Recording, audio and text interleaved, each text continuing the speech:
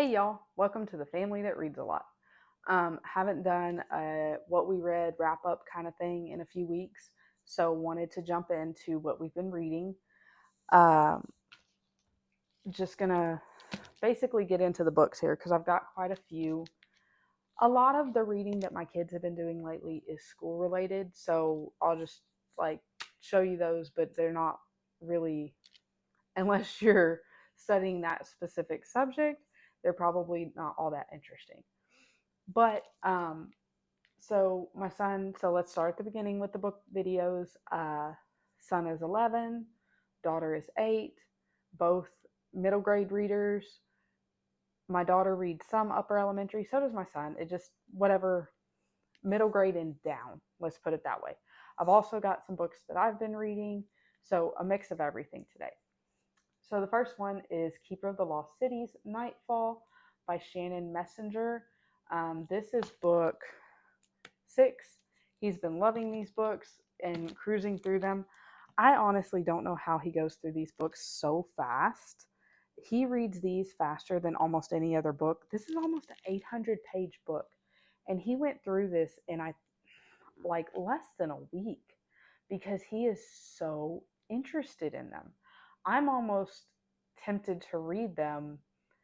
I know they're not something I want to read right now, but I'm almost tempted to read them just because of how good he says they are. Like, he gives all of them 5 stars.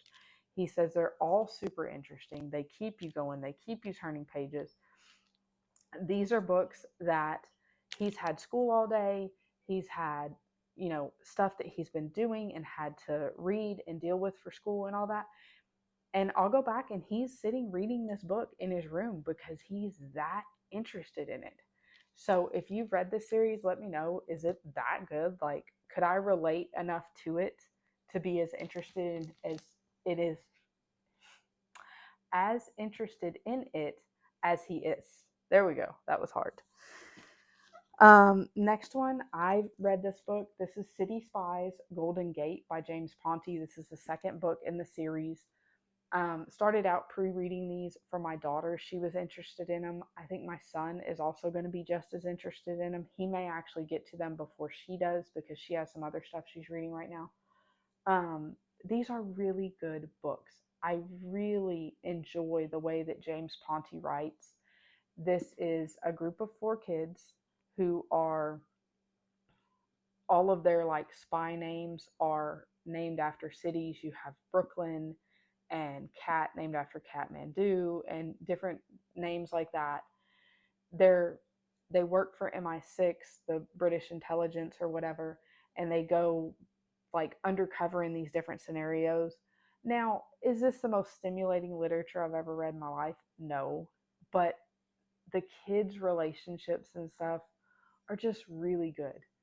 There's nothing questionable in them that I've come across. There's nothing like hard for kids to understand or anything like that. So these are just really good books. I'm hoping that the series continues like that. I don't think I'm going to read the rest of the series. I think since I've been through the first 2, they seem really clean. They seem really good. I think I'm going to cut my kids loose with them and just say, go on and read them.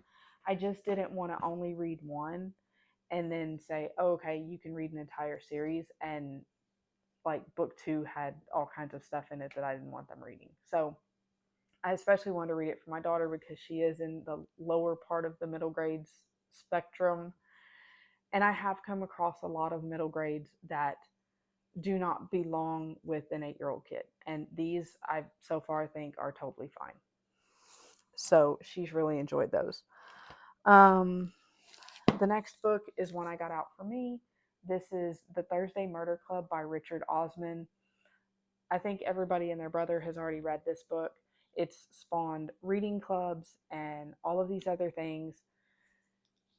And I gotta say, I liked it. I didn't love it. I would rate this like a 3.5, almost a 4. Um, the pacing for me was really hard in this book. In the beginning, there was like a murder and things took place and all of that. And then it got really flat for a big chunk of the book, like to the point that I almost DNF'd it. I set it aside and went on and read a different book because I was like, I'm getting stuck. I didn't want to read. I was sitting it down. It took me a long time to get through the middle of this book, like to the point that it's due back at the library very soon. When I got to the end of it, it got much better. And I wanted to know what happened. I got interested in the characters. The wrap up of the mystery part was actually really interesting, um, and took me by surprise. But it was really hard to get through. So I'm curious what other people thought of this, because I know there's like a major like fan club situation on these books. And I know he's written other ones. At this point, I don't think I'm going to continue the series. If you read more than the first one and just thought they were the best books ever, let me know. Um, if not, I'm just curious. I'm curious what other people thought of them, if other people struggled with them. I'm not sure why I struggled with it. It wasn't bad. It's just the pacing was really hard for me. So, anyway, but I got through it and I read it and I did enjoy it. It's just not what I thought it was going to be. Okay, the next one, here we go. Winner, winner, chicken dinner. I always have one. This was a book that I picked up randomly. I actually talked about this, I think, in last week's video when I was talking about mood reading and not sticking to a hardcore TBR. This was one that I just like picked up randomly in the library. I think maybe it was on like the end shelves where they're highlighting stuff for the holidays, because obviously it's got jack-o'-lantern type stuff on it. It's called Death Overdue by Allison Brook. This is a haunted library mystery. And I mean, you had me at library, right? I love the library. I was looking for something a little different. I think that I had gotten kind of stuck with the fantasies that I'd read and I didn't love. And then I read this one and it was really like boggy for me. And so I just needed something fresh and light and easy. And this was that.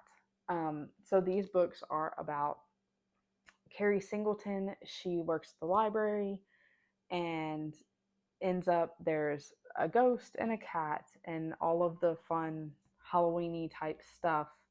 And she ends up becoming the head of the like events department. I can't remember what it's called, but she ends up doing that. And so it's her putting on these different events. And obviously it's a mystery. There's a murder involved. This is a cozy, but it was just a lot of fun. And it just hit the spot for what I needed right now. I just kind of needed something different. And I haven't read cozies in quite a while. I used to be a cozy reader. And I think that I let some really long series kind of break me as far as cozies went. I don't know if you're familiar with Joanne Fluke's series on the bakery series. I used to love that series, but there's probably 30 books in it. It went on and on and on and on and on. There's I think a magical bake shop mystery that I did, and quite a few in that genre. And so I didn't want a cozy that was food related, that was about baking and all of those things, because I don't relate with that as well. And so I found this one on libraries, and like I said, it hit the spot. It was good. I've gotten multiple more in the series now, and I'm reading through them and really enjoying this series. It's a lot of fun.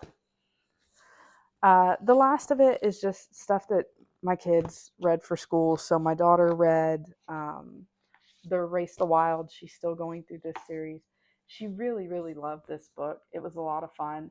It taught her some things that I didn't even know about. There was this crater in Africa that all these animals live in, and it's kind of like a separate ecosystem. Just super interesting stuff. She's really loved this series and has the Ngorongoro crater. So anyway, she learned a lot about that. Really enjoyed it. Wants to study more on it. So it's just a good light geography series. that she's enjoying. And these are Race the Wild by Kristin. I hate when they cover it up. Kristin Earhart. So she really enjoyed these. She also read this, which is The Sea Challenge by Bear Grylls. I don't know if you've ever watched the Bear Grylls reality shows. They're a lot of fun. They're like a survival type series. She was doing some survival stuff, and we're also doing marine biology. So this kind of hit right in the middle of that. So she enjoyed that. That was fun. And of course, my battery died when I had like a minute left. And then I got distracted, and the kids needed lunch and all the other things. So I'm struggling to remember where I left off because I moved everything. But I think it was about here. So my son reads these, he's found these, they're called encyclopedias for kids. This one is a shark one that he's doing to go along with his marine biology stuff for school. He's also read a MLB one and an NFL one and something else. He loves these because they're like short snippets about different things. And these, same thing. I love the fact that we can get these from the library because these are really nice books, but I also know they would be really expensive books to purchase outright because once you read it, you've read it. You're not going to go back and reread it. His other two, this one is Banner in the Sky by James Ramsey Ullman. This is about a boy who's climbing the Citadel, which is a mountain, and it's kind of his perseverance through that situation. It's set farther back. I don't remember exactly when it's set, but it's a Newbery Honor book. He enjoyed it. He said it was a good story. He stayed interested in it, and it was a pretty quick read for him. So we did that one just kind of as a literature reader, just for fun. And the last one he read was Words on Fire by Jennifer A. Nielsen. I know y'all, if you watched my previous videos, you saw me talk about this book and how much I absolutely love this book and got caught up in this book and all of that. He really enjoyed it. Now, I know I can always kind of tell on a school book how much he enjoys it if he wants to read ahead. And this one he did not. He read the chapters as I assigned them. So he read this in 2 weeks, but he did say he enjoyed it. He did really like the characters. I had the questions that I'll try and put a link at the bottom to my video where I have questions and answers and things for this book. So he really enjoyed it. So overall, our reading's been going good. The kids have been reading for school, reading for pleasure, all the things. I've gotten back into a reading kick again. So I'm enjoying it. I think that we have a good fall reading situation coming. Let me know what y'all are reading right now. Obviously, we're getting into fall. I'm still trying to do mood reading for fall. I'm kind of into Cozies, which I haven't been into in a very long time. If you have a cozy series that you love, let me know. Particularly one that's not about baking or food. So those are not as easy to come by as the others. I found one that I want to try, but it's about like lighthouses and the beach. So I kind of want to wait for that one till summer or spring or something. But getting back into something I haven't done in quite a while. So if you know of any good ones, let me know. Like, subscribe, and y'all go read a lot. Thanks.